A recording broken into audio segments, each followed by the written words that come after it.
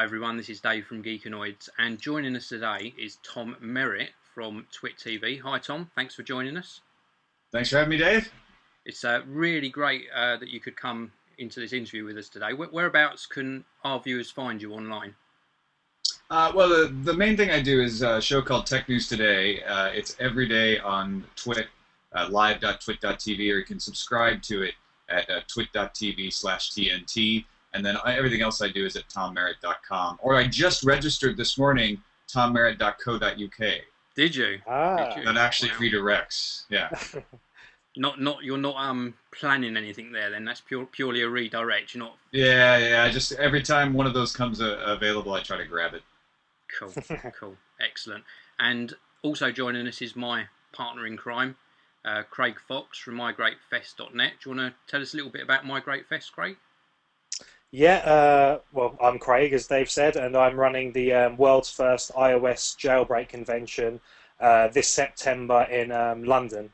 So, yeah, that's excellent. Me. Excellent. Okie doke. Well, we've got these little quick fire questions planned for you, Tom. So we'll fire off with some of those first of all and see how things go. All right. Go for it, Craig. Okay, so we've got some quick fire questions here just to kind of lighten the mood of the interview and get some laughs. So, right, here we go. Lemon or lime? Lime. Football or soccer? Football. iOS or Android? iOS. PC or Mac? PC. Mercedes or BMW? Ugh. Mercedes. Oh, wrong. Twitter, Facebook, or Google Plus? Google Plus these days. Nice. 3D or 2D?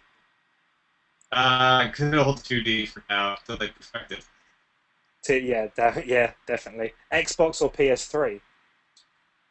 Xbox. Tea or coffee? Coffee. Especially in the morning. Favorite movie? My favorite movie is Casablanca with Humphrey Bogart.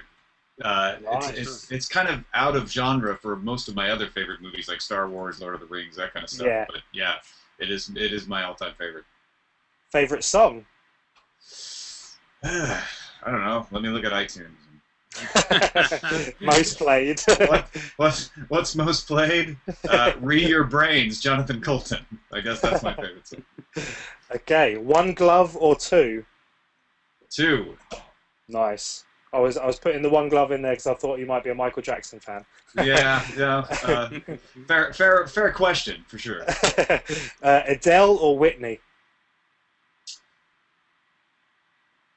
Adele or Whitney? Or neither. If I can take neither, yeah. Okay. Sweet Tooth or Health Freak? Health freak, I guess. Unfortunately. Batman or Superman? Batman. Much better with the gadgets. Much better.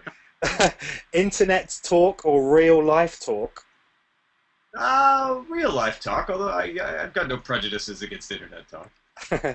And then final one, London or LA? London. Yes. Good choice. 10 times London. Yeah. Good. You can definitely come on again for saying that. I'm not just kissing up either. I mean, have you been to London before? Good stuff. Yeah, I've been several times. Love it there. It's one of the cities that outside of the U.S. I travel, I feel perfectly at home at. Every time I go to London, I have a great time. And do you come on like vacation, or are you over here on business sometimes?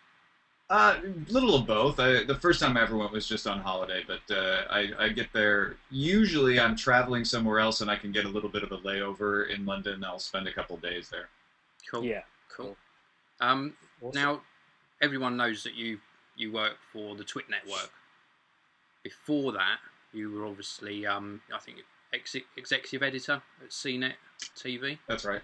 What did you do before that? Before CNET? Before CNET, I was the executive producer of Tech TV's website. Tech TV was a 24-hour tech channel in the U.S. And Canada, and had some spin-offs around the world. And I worked there from 1999 until 2004 when Comcast bought it and merged it into G4, and I got laid off. Right. Okay. And can you remember like what were you always in tech, or can you remember what you did before that? Like your first job, was that tech related or? I can't remember. Yeah. No, yeah. Before I went to ZD, it was ZDTV when I started there in '99. Before I went there, I was living in Austin, Texas. I'd gone to grad school there in journalism and was kind of bumming around doing a lot of different things. I was the tech manager for a bookstore, huge bookstore, so I handled their LAN. They had this freaking Fox Pro modified point of sale system that was a pain in the ass to keep running. I think we ran it on Windows 98. And I also did my own website, subbrilliant.com. I was trying to get something going, parody news, kind of Onion style stuff. Did some Access Television, wrote a couple plays. It's just that whole time in the 90s in Austin, I was just kind of mulling around. Before that, I went to grad school at University of Texas and undergraduate at the University of Illinois. Cool. Very cool. Very cool. Nice. And how did like the move across into presenting happen? Was it just by chance? Did somebody approach you or? Well, my first job when I was 16 years old was in radio. So I worked in FM radio at some country and rock stations for about 7 or 8 years.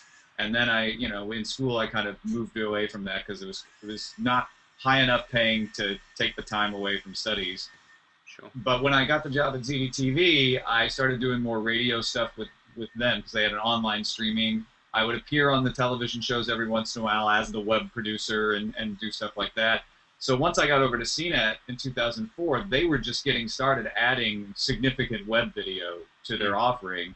And I volunteered, said, hey, I've done some of this kind of stuff before. I'd love to get in front of the camera and help out. And it was just good timing on my part because I happened to have a little bit of experience and they happened to have, no budget to hire external presenters. So I slipped right in along with a few other people like Molly Wood and others. Cool. And you seem to do a lot of shows for the TWiT network. How many do you do in total? You seem to be all over the place. Yeah, I mean, the idea is kind of I'm the afternoon person because Leo Laporte, who owns the TWiT network, who invented the TWiT network, he does the kind of the middle of the day, and then I come in, I do Tech News Today, and 3 or 4 days out of the week, one other show. So on Mondays, I do a show called Forecast, where guests just talk about their visions of the future. Tuesday is Frame Rate, all about geeky videos. Wednesday is Triangulation, where Leo and I actually interview tech bigwigs. Thursday we don't have anything in the afternoon. After me, it's Dr. Kiki's Science Hour. It doesn't involve me. And then Friday, we're just kind of testing a video game show called At the Controls with Glenn Rubenstein, who used to work at GameSpot and Game Center. So that I think is going to take off once we've moved into our new studio. We're in the middle of a studio move right now. Yeah. So there's 4 or 5 shows there that I do at TWiT, and I also do some independent shows as well. What's it like working for Leo then? Is it? It's great. It was funny. Leo interviewed me when I got the job at ZDTV back in 1999. It was one of those things where he wasn't going to be my boss, but they said he's the host of the show. He's got to sign off on you. So that I've known him since then. I've worked with him since then. Yeah. And he's a trip. But the greatest thing about working for Leo is that he actually cares about content. And he cares about getting things right, and he cares about the audience. And it's not like in corporate situations where you've got some people who are like that and some people who aren't, and it's always a battle to try to fight to do the right thing because people are pulling you in 10 different directions. Yeah. One thing I love about Leo is, from watching TWiT TV and watching the YouTube videos through the years, is he says exactly what's on his head. Oh yeah, he's brilliant. I absolutely love that. I love an honest person. It's a quality I look in any person, and it's absolutely brilliant. Yeah, and it makes me feel comfortable to just go on and say what I think, and not worry about retribution from advertisers or managers or anything like that. Or sometimes it'll bite you. When I was actually getting hired at TWiT, CNET was very they knew about it, but they were very we're not going to make an announcement yet. We don't want anyone to know all this stuff. And I'm like, well, it's Leo Laporte. He's going to say something eventually. He doesn't keep a secret very well. That's why he doesn't sign NDAs and things like that. So, but yeah, most of the time it's a huge plus. Yeah, And definitely. what do you think of the new studios? New studios are fantastic. I cannot wait to move into them. I hope we can afford them because they're really freaking expensive. But they look really good. I've shot a couple things over there already for This Week in Tech, and just felt like working in a real place. People may not know on This Week in Tech, the whole network right now, we're kind of in this 2-story house that Leo started in alone.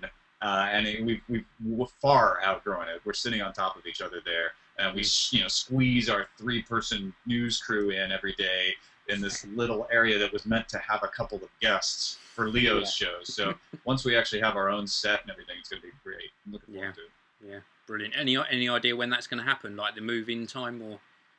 July 24th, Sunday, Leo will leave the cottage. I saw him planning the route yesterday. They're going to have a camera follow him down the street. Oh, wow. We're going to switch it over, and he's going to do This Week in Tech on Sunday, July 14th from the new studio. Brilliant. Or July 24th. Today's the 14th. Absolutely awesome. I really look forward to that. I shall tune into that one for sure. I see that you were selling bricks as well in the new studios. I was actually quite tempted to buy one for my Great Fest. Hey, it's not too late. Bricks.twit.tv. I was looking, yeah. Yeah, it's one of the ways we're trying to get a little extra money to do some of the nicer things. It's the other thing about Leo is he's uncompromising. He wants to do things right, and that's what's making things a little more costly. Is he's like, no, I don't want to compromise. If we're going to move into a studio, I want to do everything the way I want to do it. So he came up with this idea of selling bricks to people. So bricks go up on the wall in the lobby, and you can put whatever message you want. Great idea. It's a great idea. Great idea. Yeah, we stole it from Major League Baseball and all these stadiums that go up where they build the stadium and they sell bricks to people. Not like they need the money, but figure, hey, if it works for them, it could work for us. Why not? Definitely. Yeah. Moving on, I watched your coverage. I think it was at the CES. You went sort of on location at CES. How difficult is that, getting sort of the material you record sort of on location back to sort of HQ? What sort of tech do you use and what problems do you have? Well, the great thing we use is something called the Live View. There's 2 or 3 companies that do similar things, but we have a really good relationship with Live View. And what they do is they combine all of the modems for all of the services they can find. So at this year's CES, we had a Sprint WiMAX modem in there. Verizon didn't have their LTE yet, so we had Verizon 3G, AT&T 3G, T-Mobile, Wi-Fi, and even an Ethernet port if you want to plug that in. It bonds all those connections together, and then there's an access point back at our studio that takes all those connections back and combines them and puts out a video. There's a delay. There's actually a several-minute delay, so we can't do back-and-forth conversations with people that are at the headquarters. But for something like CES, where we just move the whole operation there, it's perfect. So we're able to sit there and do our live broadcast without a whole lot of problems, without having to worry about how to edit stuff and get it back and be timely. We can do everything live, and the thing fits in a backpack because it's actually I think it's Windows. Well, I think the newest one's Windows XP, but the one we were using was Windows 98, just on a little tiny computer in there. Yeah. And then the modems and everything take up the rest of the hardware. So you throw it on a backpack, and we were doing live streams from the floor because we had a couple of these things. Yeah. And we could just kind of wander around the show floor, wander around all these press conferences, talk to people. Makes things so much easier. When I was working at CNET, we were doing some live streaming, but most of the stuff was shoot it, edit it, and post it. And it just, sometimes it would take a day for something to turn around because there's so much to do. Yeah, yeah. And what sort of that's sort of getting the footage back. What about camera gear? What cameras do you use? So let's see. I think we were still using the Sonys, and I'm blanking on the model number right now that we were using. But we actually take the cameras from the studio to CES. We kind of we break down most of that stuff, and essentially, like I said, 2-story house. You take most of the equipment out of there, and you take it with you. Now, one thing we have is the TriCaster, which is a computer that simulates a switcher, and we leave that in the studio because we have some other non-CES shows going, but we get another TriCaster. We rent it from the guys at New Tech and use that at CES, so we can do on-the-fly switching. That thing is, it's a 10-pound box. It's not terribly heavy, and it gives you all the capabilities that a few years ago you would have had to have a truck with a full crew outside. This is something somebody can sit down. One person runs it. They can do effects. They can switch between cameras, and it works really great. Yeah. And then we rented some lights, put up some lights for the set. When we're out on the floor, we just have one camera mount light, and that's about it. It's pretty bare bones. Yeah. And in your situation, are you sort of hands off the technology? Do you have somebody obviously recording what you're doing at something like CES, so you're doing the presenting, or do you like to get your hands on the sort of tech you're using as well? I mid my trailer. Yeah, I just All right. chilling, having a cigar. Drink. Yeah, Scotch on the rocks. Yeah. No, I do like handling the technology, and in fact, with my independent stuff, my independent podcast, I do everything myself. Right. But it is so nice when you don't have to do everything yourself, and so it's something like CES where it's so large. It's great to be able to divide that up and say, I will focus on what we're going to go cover, and I'll deal with PR people, and I'll deal with going and figuring out what's important about this or that product, and wade through all of the chaff, because everybody at CES is going to say their product is the most revolutionary, best thing. So I get to focus on okay, let's actually cut through all this and figure out what's real, and then we've got a producer who can actually schedule things, so that's less time that I have to spend on that, and like you say, we got a cameraman who can carry that backpack and shoot the stuff. It's a good division of labor, and I don't think you could properly cover CES as extensively as we do without having that kind of thing sliced up. On the other hand, if you're an independent who just wants to go cover CES, you can pop a camera and a light on your back and go and cover it. Probably plug it into a phone, stream it out over Quick or Ustream, and be doing really good coverage. Just you're only one man, so you're only going to get as much as you can. But it's kind of amazing what you can do solo.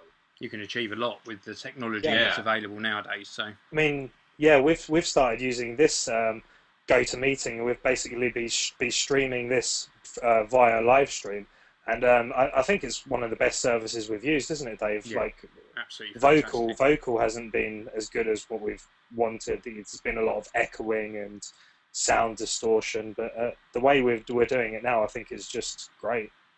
The quality, a lot of people are taking a lot of different approaches. They'll use Skype, and then they'll have to have several computers together and cam twist and those kinds of things, and it works. That's what Brian Brushwood does out of his own studio down in Austin, Texas.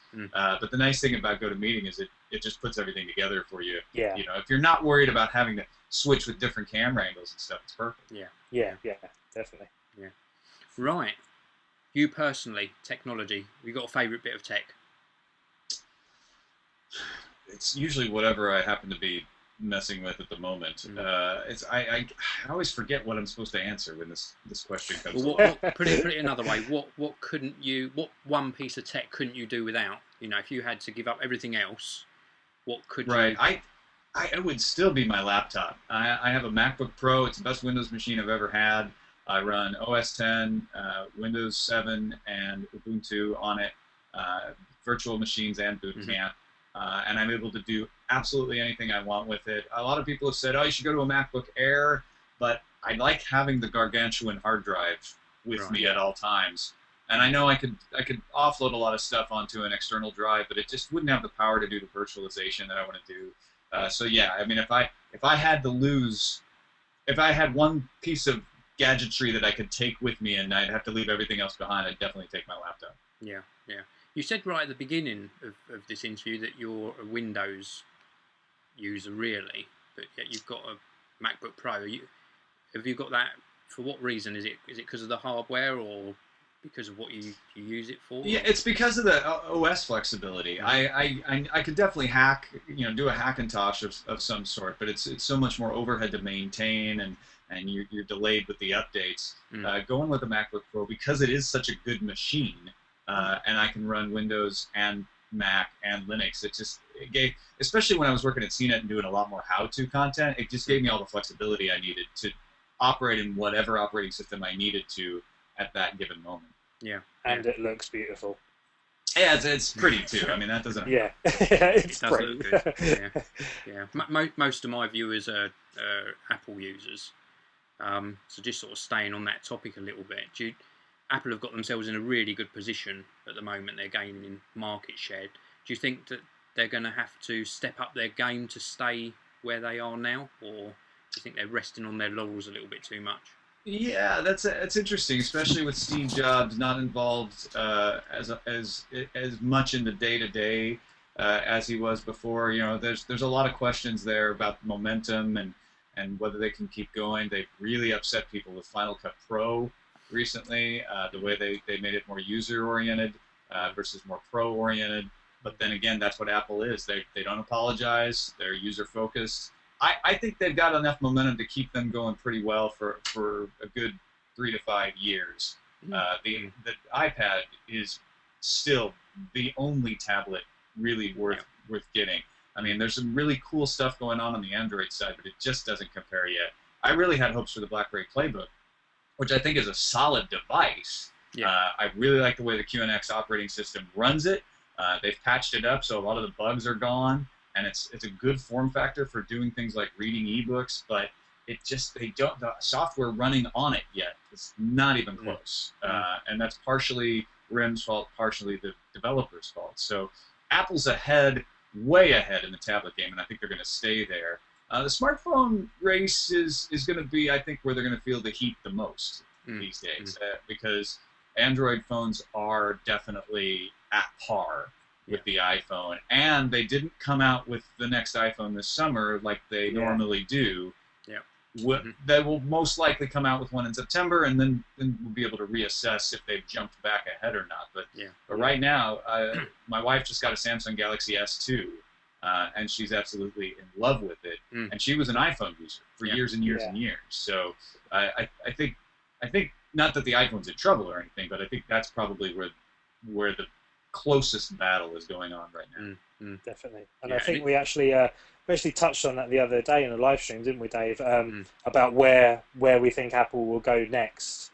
And a few questions and answers came up from a games console. Maybe Apple will kind of touch into games console or an actual TV or something like that. But I actually saw a retro kind of review on a YouTube channel there a few weeks ago of the Apple Pippin. From I think it was from 1996, where they actually had. I didn't even know they actually had made a games console before. Amazing. They made a stab at that. The good money on the next product area for them to expand into is television. That seems what all the analysts are circling around. Is that they take the Apple TV and they build it into an actual TV that you buy. And I bet you're right that games become a huge part of that. They say, look, you don't even need a game console. You buy the Apple TV, you'll get your movies, your games, your audio. Everything will happen on this one device. It seems plausible that Apple would do that. Yeah, definitely. Yeah, I do. I try to keep up on the at least the product leaders in every category. I'm not able to buy every single device out there, but I don't take vendor units. I buy everything that I use. So yeah, I've got an iPad too, and I use it at home quite a bit. I still don't use it too much for travel because I need that keyboard for doing a lot of my work, and it's preparing for shows and everything. I need multiple windows and I need keyboards, and it just doesn't work for that. But I will use it to check feeds. I use Reader to go through my RSS feeds and star things for later, and I play a lot of stupid portable games on it. And have you gone Android on your phone, or are you an iPhone user as well? No, I still got iPhone. I got very close to going Android recently when I dropped my iPhone into a pool. But I just wasn't in the mood to make a leap of all of the apps and all of the data that I use over to that quite yet. So I went with an unlocked iPhone. So when I travel, I can just get a SIM card and pop it in. But yeah, I am a little envious of the Samsung Galaxy S2 that Nice. Yeah, very I nice. share handset. space with. Yeah, very nice. Yeah, and I obviously know Craig quite well. I know Craig jailbreaks his devices, and I personally don't. My sort of iPhone is at a version on the standard OS. Do you ever sort of tinker with jailbreaking, or?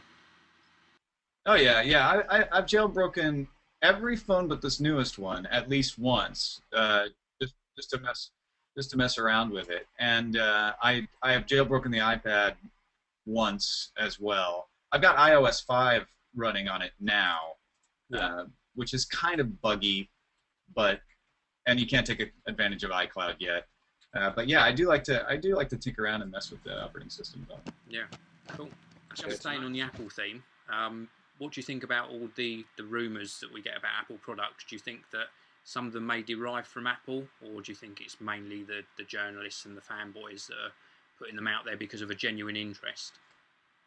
I've heard the theory before that maybe Apple, to combat rumors, seeds the rumor mill with false rumors so that it's harder to tell what's really happening. I doubt that they do that. I doubt that they would waste time doing that. That's so against their culture. Their culture is, we focus on doing the things that we think are important, and we don't care what anyone else thinks of what we do. And I think that would apply to not caring about whether there's rumors or not and whether they're accurate or not. I think there may be an unintentional or even a sort of a passive, like, well, we're not going to stop rumors, we're not going to combat. So if somebody misinterprets something, maybe we wouldn't speak up where we otherwise would, because we don't care, we don't mind. But yeah, I don't buy into the fact that there's some intentional program conducted by Apple. And there's so much fanboy passion for going after every little scrap of evidence and every little Digitimes posting already that they kind of don't have to. I think it happens naturally anyway. Even if it was their strategy, they could just sort of let it happen. Yeah, very true. I think Apple's marketing is brilliant because they literally don't have to do anything. It literally, their marketing is just done for them. Every single day of the year, their marketing is just done, from the smallest of blogs to the biggest of blogs, with all of these rumors, whether they be true, false. It's just done for them, isn't it? It's brilliant. And it's something that I have to pay attention to when we're creating our lineup of what we're going to cover on Tech News Today. Because if you're not careful, you could just end up talking about all Apple stories every day. Yeah. And then you start getting people saying, well, I'm not going to listen to you anymore because I'm not interested in that. So, yeah, you kind of have to pick and choose, like, okay, this is important enough to talk about, and not go after every single little shred that's out there. You'll just run yourself in circles. Yeah, exactly. Very true. Right, well, in closing, last one, and it is Apple, unfortunately. Do you think we're going to see Lion and any new sort of hardware today or tomorrow, or do you think we're going to be waiting till the latter part of the month? Yeah, I was surprised that we didn't see anything about it today. When I got up to the rumor was that they were going to have it out today, and that they had this training session set for last night to get people ready for it. Nothing really has materialized out of that. I think we'll see it pretty soon, though. I'm not expecting us to wait even a week. I think I gut feeling is that we'll probably see it by the end of this week, but definitely within a week. Yeah. Brilliant. I think so too. Excellent. Well, thank you so much for joining us. It's been really good of you to come onto the Geekanoids channel.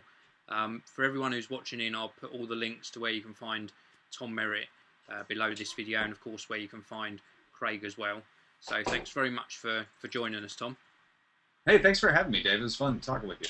Brilliant. And thanks also to Craig. And Cheers, Dave. We'll see you all again in the next video.